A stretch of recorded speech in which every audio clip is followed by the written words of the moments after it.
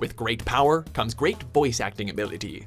Welcome to WatchMojo.com, and today we're counting down our picks for the top 10 superhero voice actor performances in TV. Hey Tinga, you're making entirely too much noise. Well, that's better. Now what should I do with you? Oh, why didn't you say so?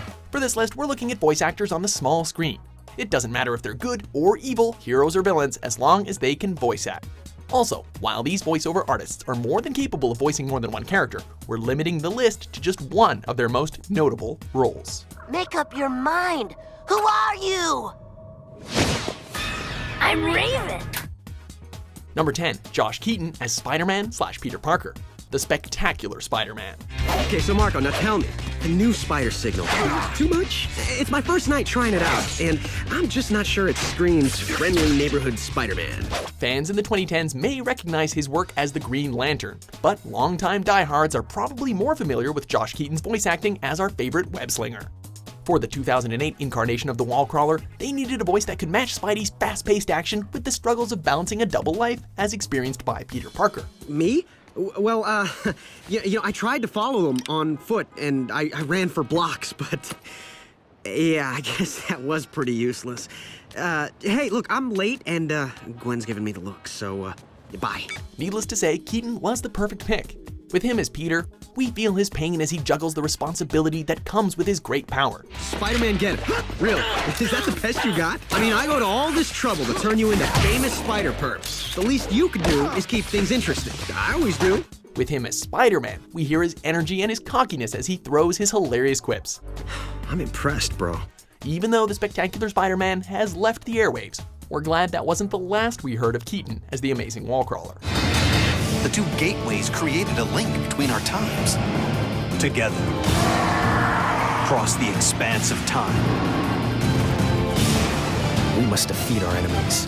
Number 9, Greg Cipes as Beast Boy, Teen Titans franchise. Beast Boy, she's working for Slade.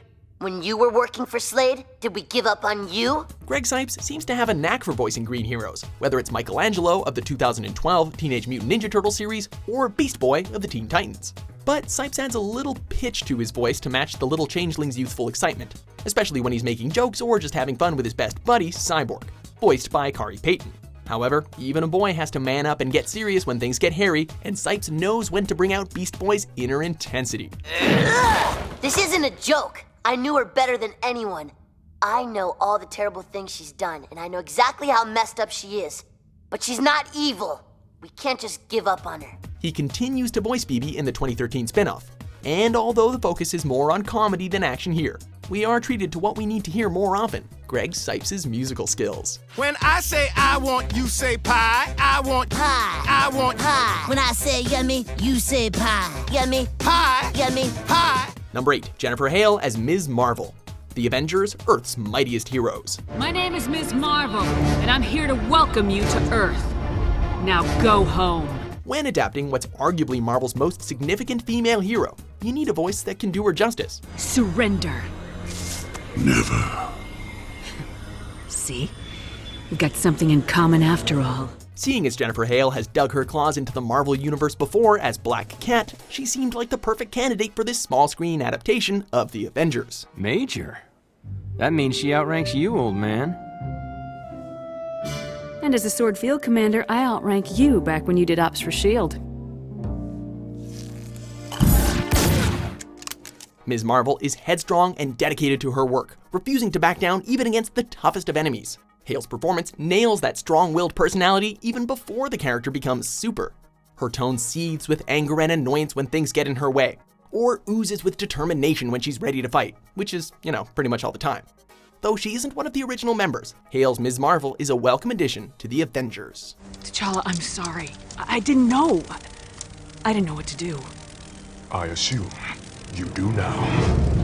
Oh, yeah. Number 7, James Avery as the Shredder, aka Oroku Saki, Teenage Mutant Ninja Turtles. Whoa, who's the dude with the metal face? They are the turtles. Hamato Yoshi's turtles. Uncle Phil from The Fresh Prince of Bel-Air can be pretty scary, but just imagine if he were actually a villain. No need to imagine this though. With his low and raspy voice, James Avery gave us a Shredder on the 80s and 90s TMNT series that commanded respect. Stop that! the turtles! Whenever things go wrong, Shredder makes his frustration loud and clear for all to hear. This may sound a bit whiny to others, but you'd be whiny too if you had Pat Fraley as Krang for a partner. Shredder! Why haven't you completed my new body? But I have! The dynamic between these two is especially entertaining when they fight like an old married couple. But afterwards, Shredder always switches back to the malicious villain bent on wiping out Splinter and the Turtles. Although Avery passed away in 2013, his legacy as the first voice for Oroku Saki still lives on. A lucky shot, old man. But if you want the retro mutagen ray, you must first face my blades. Number 6, Cathal Jade Odd as Wolverine, aka Logan, X-Men. Tag, you're it. This game is over. Before Cathal Jade Odd was giving kids goosebumps as Slappy the Dummy, he was giving bad guys the willies as Wolverine. If his adamantium claws weren't terrifying enough, his surly attitude and snarling, ferocious voice are sure to do the job. Dodd's rough and rattling tone fits well with Wolverine's short patience for others, especially Cyclops. Plus, who else can deliver such an intimidating, dirty, hairy spoof?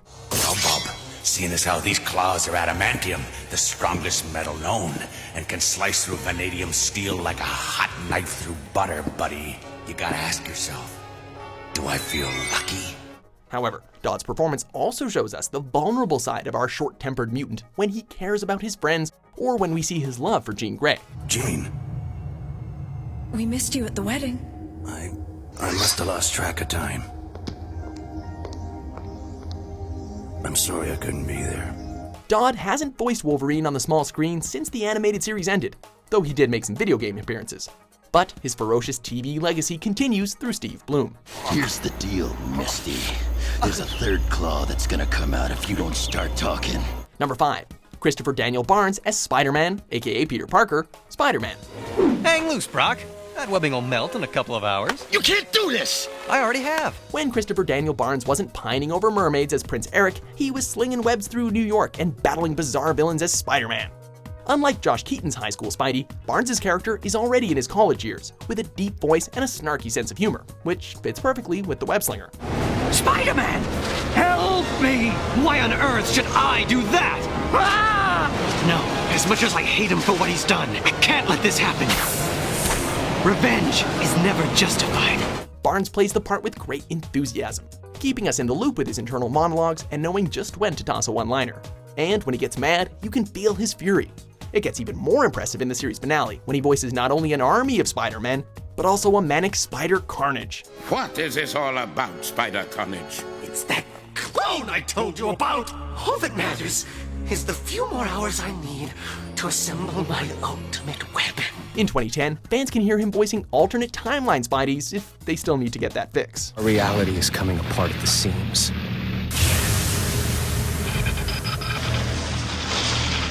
And now I see why. Number 4, Arleen Sorkin as Harley Quinn, aka Dr. Harleen Francis Quinzel, Batman the Animated Series. And I thought it was a lark when you kicked me in the park. But now I think it was rude. Batman the Animated Series has been praised for many things, among them being the introduction to our favorite demented diva. Hi, babies! Mommy's home! Soap opera star Arleen Sorkin brought the role to life with an over-the-top accent that only adds to her bubbly personality. Audiences are entertained when she's having fun and acting crazy, but they're also saddened when they hear her broken voice. Hey, Sugar, you want to read me my rights? You have the right to remain silent. Ow! Ow! Jerk. What was originally a minor character became a hit, and eventually brought into the mainstream comics. So, in a way, we have Sorkin to thank for her popularity. Though Sorkin's Harley voiceover work in the 2010s has been mostly limited to video games, her TV performances are an inspiration to all the hilarious Harlequin performers ever since. I think you should do what he says. It would be a shame to get blood all over my nice new outfit. What do you think, Batbrain? Like it? What am I saying? Of course you do! Number 3, Tara Strong as Raven, Teen Titans franchise. You know, Raven, I never liked you. I never even wanted to know you. You may have fooled the others, but I always knew you were a liar. Voiceover legend Tara Strong is no stranger to the DC universe, having previously played Batgirl. However, her most noteworthy role is arguably the half-demon from Azarath, Raven.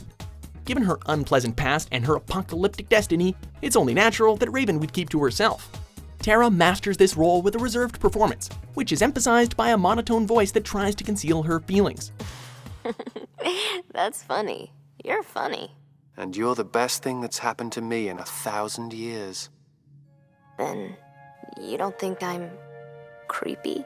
Certainly not. Though the spin-off Teen Titans Go has had mixed reception from fans, Tara still gives a stellar performance and makes the role her own. We salute you once again, Miss Strong. You okay, Raven? I told you not to mess around with that thing. Ow! Free! Free! I'm free! I don't like it here. What's not to like? Number 2, Kevin Conroy as Batman, aka Bruce Wayne. Batman the Animated Series. Robin, it's hard for me to say this, but you did the right thing.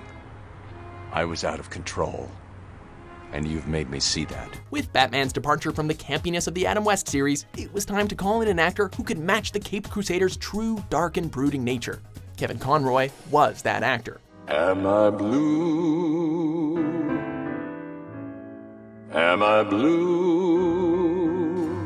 His Bruce Wayne voice acting is outgoing, which is fitting for a billionaire playboy, while his Batman tone is low and authoritative, striking fear into the hearts of criminals. Even after Batman the Animated Series concluded, Conroy continued to voice the Dark Knight in many other DC titles, especially the Arkham games. Protocol 10. What do you know, Selena? Never heard of it. That's not what I wanted to hear. With fanatical acclaim like this, it's probably safe to say that Kevin Conroy isn't just an actor. He is Batman. I am not a disgrace. I am vengeance. I am the night. I am Batman. Before we unveil our number 1 pick, here are a few honorable mentions. This is not my home. I am not thief or assassin. I am an X-Man. He can talk?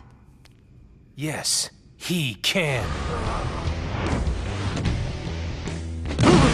Your kind never learns. Number 1, Mark Hamill as the Joker, Batman the Animated Series. Yes! Another stunning Joker entrance leaves the crowd speechless. Let's hear it for him, folks. It finally happened. Luke Skywalker's gone to the dark side as the creepy and psychotic clown prince of crime. Tim Curry was originally set to play the Joker, and we have to admit that that would have been awesome in its own way. But the role was instead given to Mark Hamill, and it was a perfect fit. Poor Harley. This caper's been kind of rough on you, hasn't it? Uh-huh. Cheer up! You can be my very own little mermaid. Mark gives it his all as this iconic villain, treating his laughter like a well-tuned musical instrument, causing him to get up and move around while recording in the booth to capture the Joker's chaotic energy. Hamill's probably played the clown more times than anyone in multiple titles, including, of course, the acclaimed Arkham games. No one's who you think they are, my dear. Why spoil the fun? Rumors may have popped up about Hamill retiring from the role, but he's still and always has been full of surprises. Hello, Gotham. Joker's back in town. So we couldn't help but put him on top. Do you agree with our list? Who do you think has the perfect superhero or supervillain voice? Talk about grasping at straws! Oh well, at least I'm going out on a joke. For more super vocal top 10s published every day, be sure to subscribe to WatchMojo.com. I'll be there. And I'll be waiting.